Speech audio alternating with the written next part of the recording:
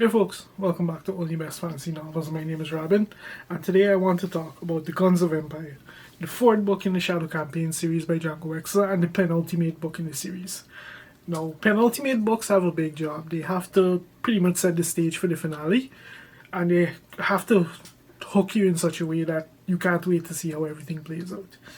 In those two regards, this book is a spectacular success. So, what is this book about? So in this one, the enemies of the Vordan Empire have been dealt multiple devastating blows, and their desperation has invited unification. Queen Ricinia wants to restore peace and save lives, whereas First Consul Janus is pretty much determined to march to the city of Elysium and cut the Sworn Church on their home ground. A feat that has never been managed in history. Meanwhile, the Black Priests push the edge, mean to see this war finished by any means necessary, even if it means breaking centuries of tradition and operating in entirely new ways. And with the leadership of the Vordan Empire and Schism, every player has to choose a side, those that survive at least. That's the general gist of what's going on in this book. And like I said, this is the penultimate book in what's truly been a really entertaining series so far. So I should not be really surprised it's a banger, because it does a spectacular job of both setting the stage for the finale and beginning to wrap up some of the minor plot threads that have kind of been lurking through the book so far. It's a book with major ramifications for the series, and the ending in particular is pretty explosive. Like, as far as endings go, in terms of the ramifications that they have for the finale, this is right up there with the best of them, easily. Like, even the characters, when I think about them, where they are and who they are in this book, they're very different from the people that we met in the first book, naturally, after having gone through so much. So it succeeds on all levels, basically. So, like I said, first and foremost, this book begins to wrap up some of the minor plot threads and mysteries that have kind of been lurking in the fabric of this story so far.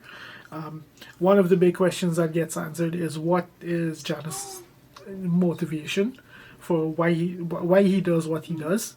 And I like the direction that Django Wexler takes that particular mystery in.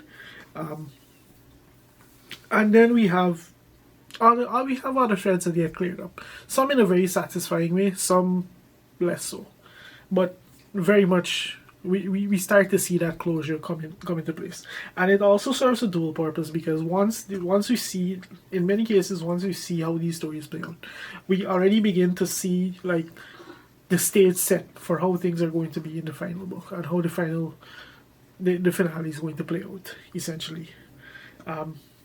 As with all the books so far, when it comes to the characterization, nothing changes with this book. Like, Django's still pushing Marcus to be his central MC, whatever, and he's still a very boring person to read about. I'm just exhausted reading about this guy at this point.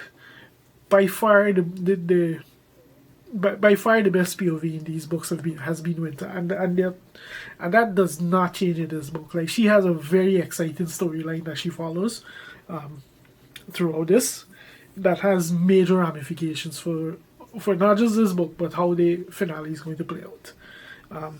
And like, her entire story was just really high octane, because she has to lead this desperate mission that she's on, basically. So like, her story is just bars above. In each book, her story has just been way more captivating than anything Marcus has done to date, and I will die on that hill. So, like, even a few of the plot threads that I mentioned that start to get closed up, they relate to her and her story, and for me, those actually made some of the most emotionally impactful moments of the book. And, kind of talking about the plot threads and all of that, I don't think I've ever really spoken about how well executed the battles are done in these books. Like, they're very entertaining, they're very action packed, and they're very high octane. They almost have like the way Django Wexler kind of describes them and portrays them, and so it almost has like a cinematic quality to them for me. Like, I can see it play out almost like a movie in my mind, between the major moments and the grand engagements, as compared to the more personal, more human moments that we get interspersed in between and these kind of things. He does it like he's really good at that stuff. And this book in particular, like the battle it draws inspiration on, is a very infamous one. Like it has historical precedent in our in our in our real world. And when you see the setup and you realize what's going on, like you already know how this is going to play out.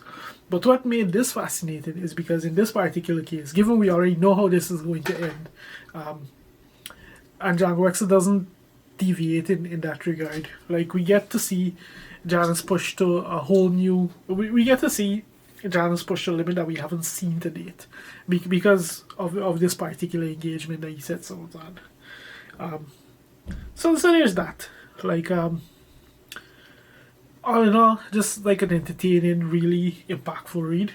Like I said, the ending was like this entire book was just really good, really fun straight through, and then we have the ending that was pretty explosive, and it does a spectacular job of setting the expectation high going into the final book. Like I don't see you reading this book and not being super excited to just dive straight into the next one.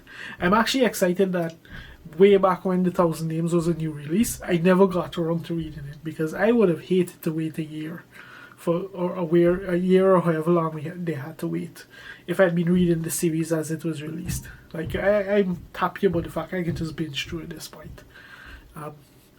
So yeah, that's pretty much my take on the Guns of Empire by Django Wexler. If you've read this book, feel free to drop a comment, let me know what you think.